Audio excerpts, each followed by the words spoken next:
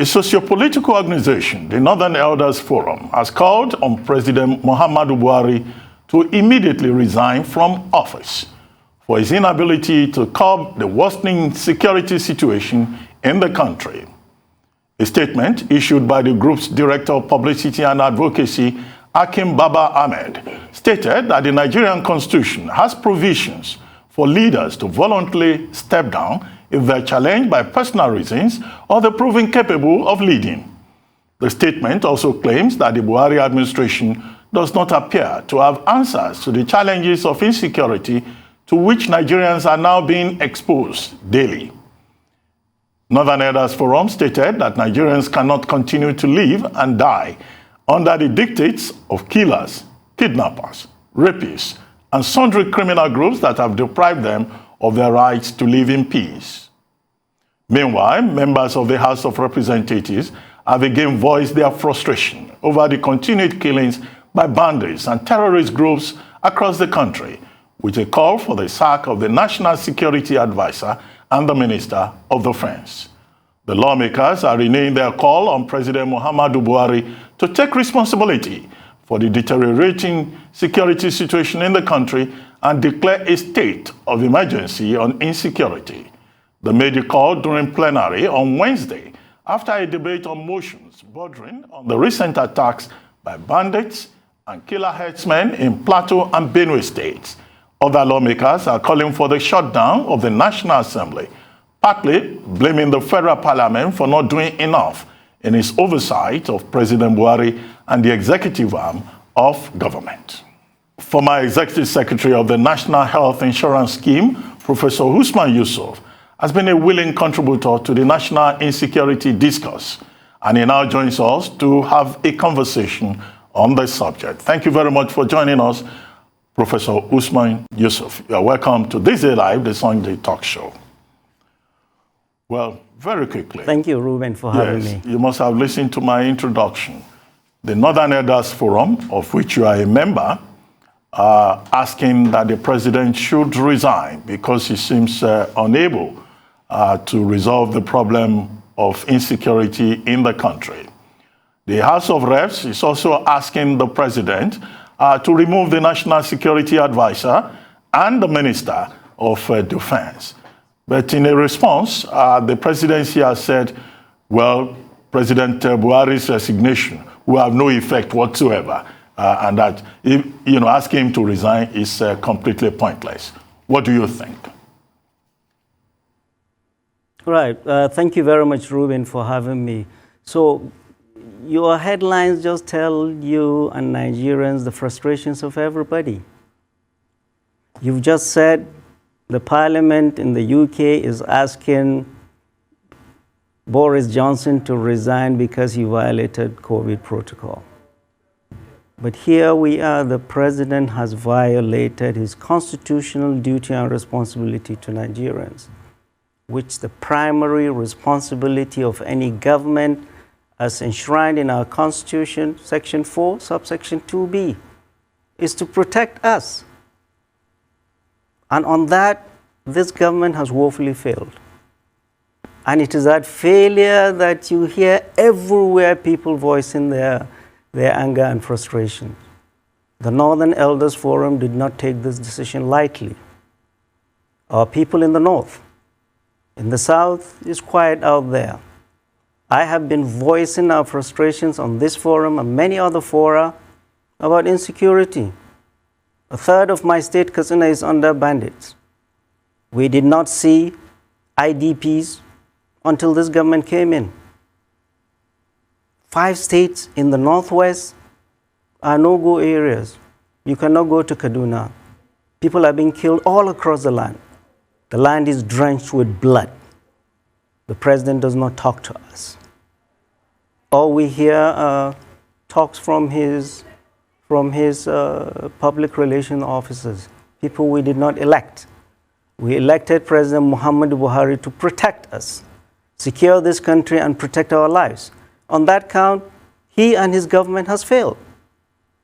So I will go a step further from what the Northern Elders Forum says. Not only President Muhammadu Buhari should resign, but all his government should resign because they have failed. There is no one in this government that will exonerate himself from this failure. Our people have been killed all across the land. We hear nothing from our government. So yes, this call is valid. It's a sign of frustration for everybody. And the earlier he hears that, the better. He has a year to go. If he cannot do it, there are provisions in the Constitution that clearly say if a president is incapable of performing his constitutional duty, he should resign. I'll go further and say the whole government should resign because they have failed to secure this country and protect our people. So I agree with Northern Elders Forum 100%. Thank you, Ruben. Well, you wrote a piece recently which you titled The Unholy Alliance between Boko Haram and ISWAP. And you were saying in that article, while reflecting on the March 28th attack on the Kaduna-bound train, Abuja to Kaduna train, that you knew immediately, you suspected that this was not the handiwork of ragtag bandits, but that you knew this would most likely be ISWAP, the Islamic State in the West African province. Now, how did you arrive at that suspicion? And you reach a number of conclusions in your piece about how one could easily suspect if the ISWAP is involved or not. And Alhaji Lai Mohammed, Minister of Information, only on Wednesday, echoed that same sentiment, that the investigations revealed that this was the handiwork of bandits and Boko Haram, as he put it. Right. I mean, I've had the privilege of being in the front seat with Sheikh Dr. Ahmed Gumi and his team. We visited 8 states in the northern states, the forest, to meet with these bandits. 5 in the northwest, 3 in the north central. 8 states, 28 more to go. The purpose is peace, to hear our Fulani folks in the forest and why we are where we are. The moment we saw that, and all through our visit, it's been 2 years, Sheikh Gumi would call me with a sense of urgency that we need to get to these bandits before Boko Haram gets to them. Before Boko Haram gets to them. They do not have the twisted religious ideology that Boko Haram and ISWAP come with. They don't. And all the places we went to, there was not a single place we had these bandits tell us they have grievances with the federal government or the military. All their grievances have always been local, and the solutions must be found local. The moment we had that, I knew this is not the ragtag bandits we saw, vicious and devilish as they are, for several reasons. Number one, they do not have the capability of using explosives. This is the MO of ISWAP. We've seen it in Maiduguri. Currently, Nigerians may not know. The city of Maiduguri, the capital city of Borno State, has been without electricity for 15 months because Boko Haram has exploded the lines inside to Maiduguri. It was fixed and they did it again. So, hitting infrastructure is not the modus operandi of bandits. It's that of Boko Haram. Number one. Number two, when they went into people that escaped, when they went into the carriages, people had them screaming Allahu Akbar and chanting other religious incantations, which is not what these ragtag bandits do. They don't. Number three, we heard reliably that the captives that were taken away from the site, they were conveyed in buses. They were conveyed in buses. This was a premeditated, planned. Bandits do not use buses. They know the terrain. They were conveyed in buses. And the first person that was released, when they came out and was speaking, you could clearly say this is not the dialect of a Fulani in the forest. And what they were saying, they were releasing him on compassionate ground. Well, we know this is the modus operandi of ISWAP, trying to gain sympathy. And they were saying the government know what they want. This is not bandits, the ragtag bandits. They grab people, they get ransom and they disappear. They're all criminals. But Ruben, this is a nightmare for our national security in this country. The marriage between, or any alliance, strategic alliance between these bandits and Boko Haram. Will be a lethal combination. Boko Haram and ISWAP, they have been wanting to get a foothold in the Northwest all these years. Nigerians should ask themselves, all these 13 years, even before they picked up arms, they were preaching all across the Northwest. They wanted a foothold in the Northwest, the largest population center region in Nigeria. You remember, they almost blew up the late Emir of Kano. How did they not get foothold in the Northwest? It wasn't for lack of trying, and it wasn't accidental.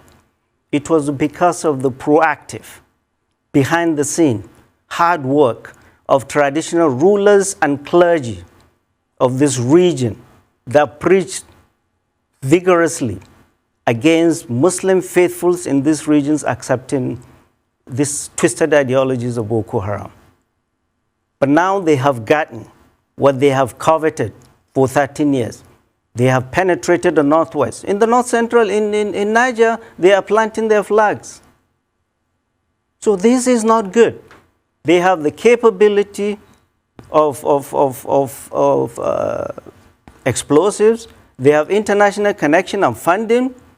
And these ragtag pandits, they are fearless, drug-fueled. They know the terrain of all our ungoverned spaces. So any marriage between these two will be lethal to Nigeria. And I call on all security agencies and the government to wake up. We are in more trouble than we thought we are. We are more trouble than we thought we are.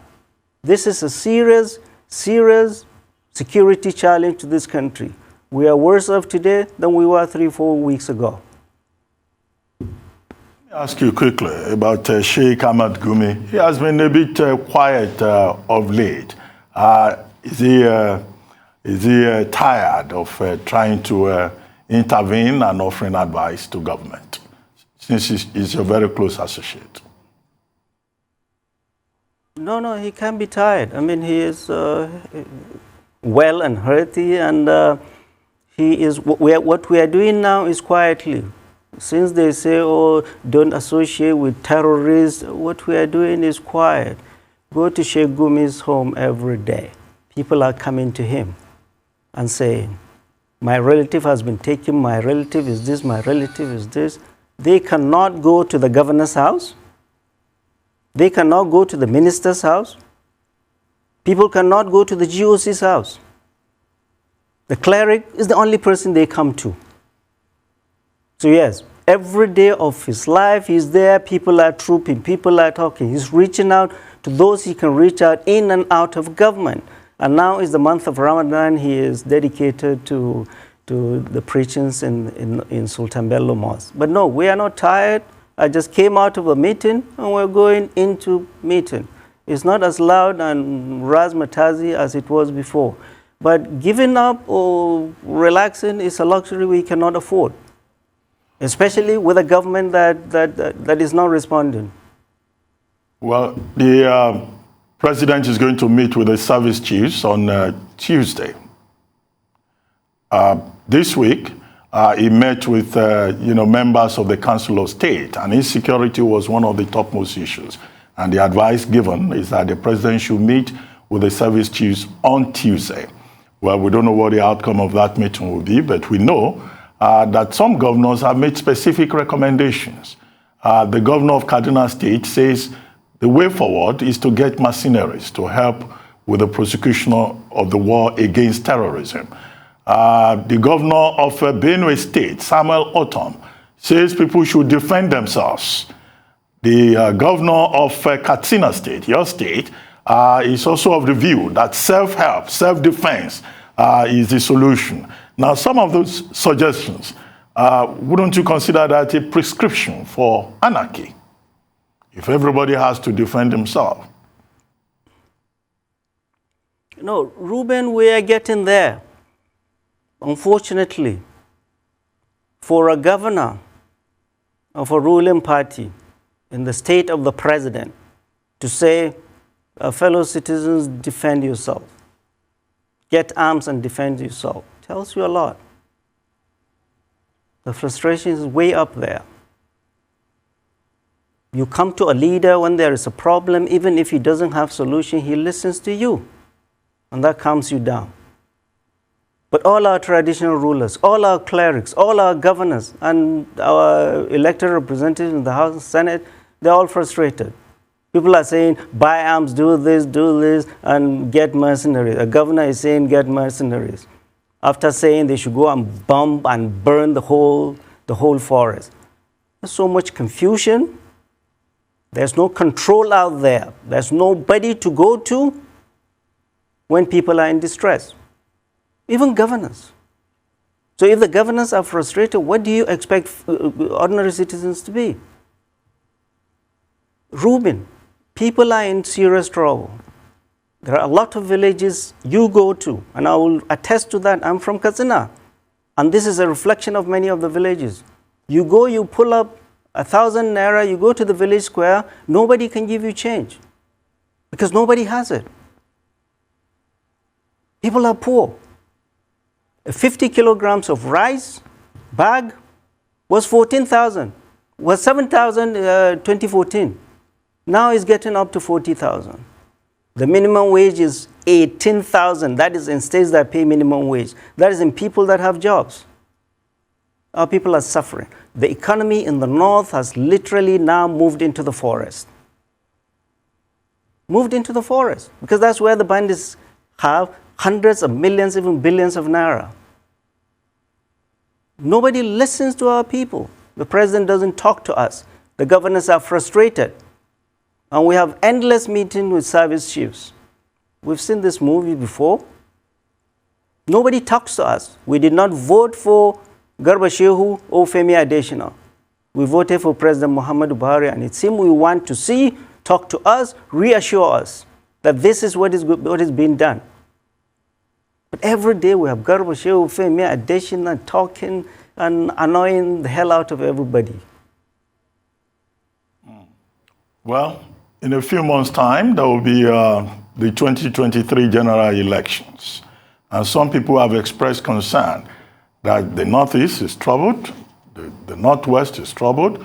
After the March 28 train incident, there have been attacks in other states, Benue, Plateau, Taraba, Anambra, Ebonyi, series of killings, an orgy of violence across the country.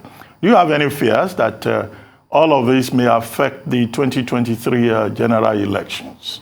Or you think government still has a chance to maintain and ensure peace and stability long before then? That is. So we have been We have been screaming our voices hoarse, but the politicians don't listen to us because they are disconnected from realities of our people. All they are interested in now is scrambling for office 2023. Consensus, zoning, rotation, when the land is drenched with blood.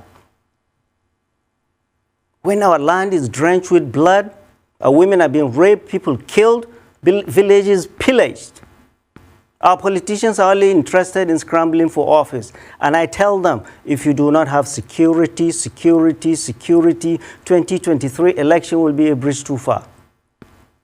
And I do not see how you can hold credible election in many states. Credible. Yeah, you have election, but how credible are they? How credible are they? Well, there cannot be credible elections without security. And we in the Northwest are not going to accept what happened in the Northeast, where you had elections in IDP camps. IDPs line up and vote for this senator, this House of Reps. We are calling on the federal government to bring peace and secure our people so that they can go back home. Election is the least of our problem. We need peace. Our people need to go back home. And politicians need to realize without a nation, without security, they will never have any nation to build, to rule. So they need to wake up. Well, I get your point, but you know, this week, the Minister of Defense told us that government is on top of the matter. I'm quoting verbatim now. And Minister of Information told us, Alhaji Lai Mohammed, that government is on top of the situation. And Garuba Shehu, in one of his statements, said that, look, this is an inherited problem, and that, you know, this government is just trying to solve a problem that it inherited, that previous administrations could not address. I mean, do you share, I know you don't share their view, but how about that as some kind of explanation of the efforts of government? I mean, this is insulting to Nigerians, really is. It's insulting to Nigerians. We voted you in to secure this country and protect us. 7 years into an 8-year term, you're giving us excuses. Where is the Minister of Defense? Where is the Minister of Police Affairs? Where is the National Security Advisor? Where is the Minister of Transportation to address the nation after this train disaster? Nobody has addressed the nation. Nobody has seen the family of these victims. Nobody. Nobody. And they're coming to tell us they're on top of this. They've been on top. They've been saying this for God knows how long. We are tired of this propaganda, and we honestly have little or no patience for this political shenanigans. People need to stand up and do the right thing. We did not elect any minister. We elected President Muhammadu Buhari. And they are not doing a good job. After the train disaster, nobody has addressed the family. Nobody has addressed the nation. Nobody has told us how many passengers were killed, how many were injured, how many were taken as hostage. Nobody has reached out to the family. And then you're telling us you're on top of the situation. What situation are you on top of? God help us. They have failed. They have failed. The Honorable Minister of Transportation has questions to answer. There was the same bomb attack in October last year.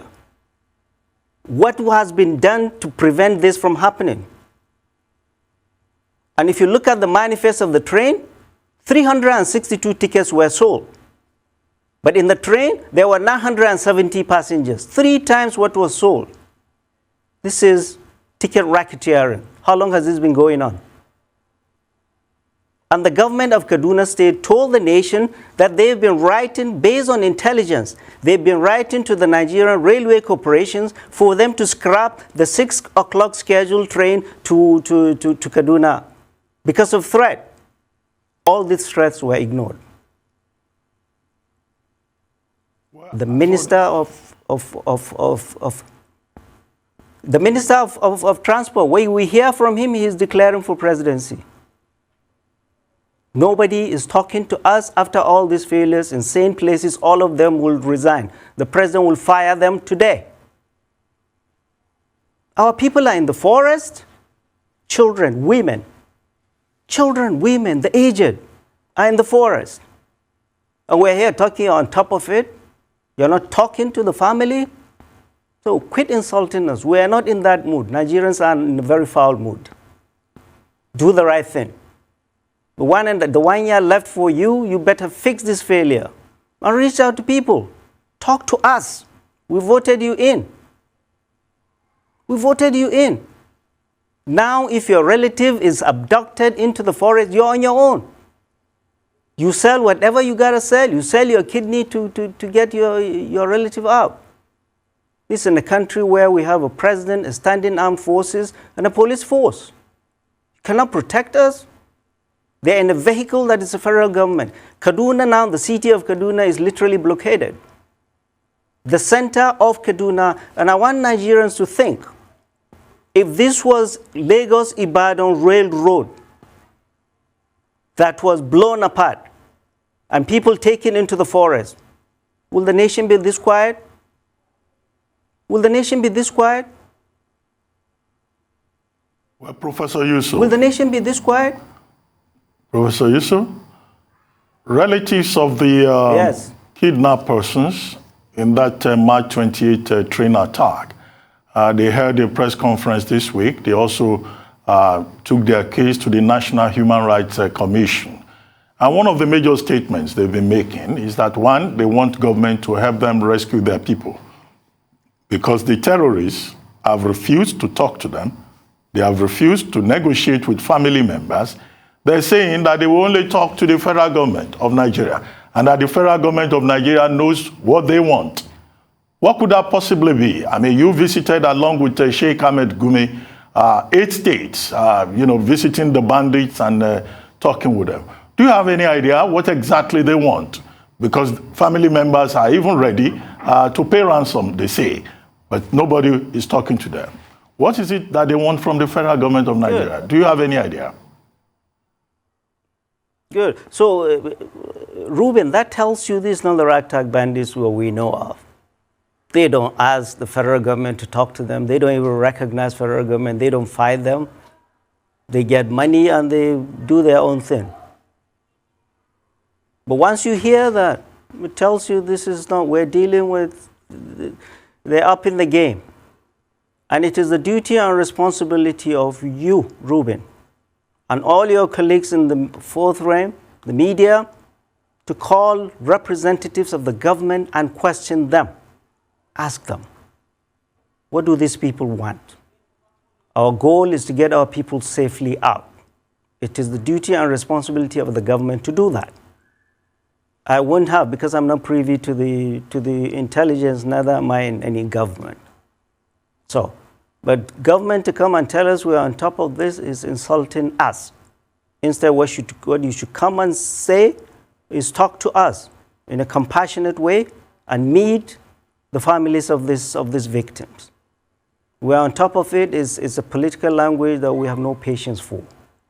So, Reuben, to answer your question, I do not know. And this just tells you this is not a regular ragtag bandits. The government knows, as they say, ask the government. Okay, well, finally, before we wrap this up, I would just like to take your comments about, the political field at the moment. You refer to people who have been declaring their interest in the presidency of Nigeria in 2023.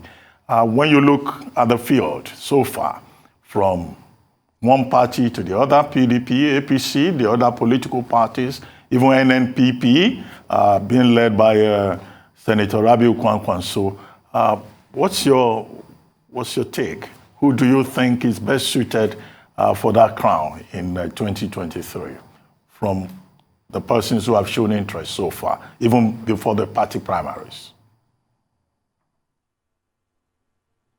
Reuben, I just raise my hands in prayers that God Almighty give us a leader that will get us out of this mess. I do not see that in the horizon. Anybody in this government, currently in this government, cannot exonerate him or herself from the mess that they put us in the ditch. They have been in this government for 8 years. They come in for us to vote them in. We'll ask them why. How are we going to vote for you? Why? And unfortunately, I had Mr. Vice President in his declaration.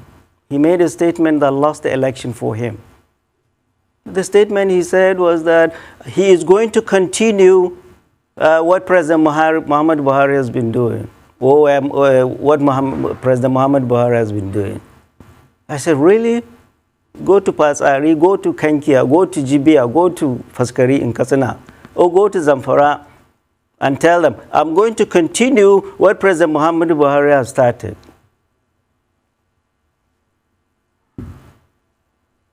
So,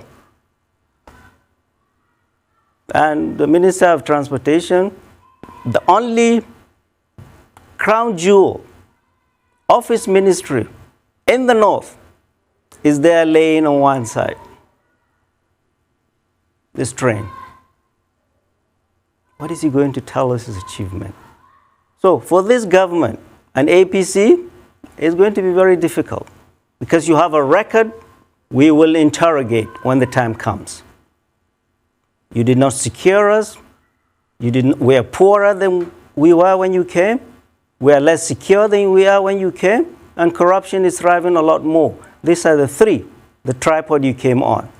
So don't change anything and tell us you're going to bring another 5-point plan or 6-point plan. You have failed as a government and as a party. You have a year to fix whatever you can, and we will vote you out, inshallah. Well, on that note, Professor Usman Yusuf, I would like to thank you very much for joining us today on DayZ Live, the Sunday talk show. Thank you very much indeed.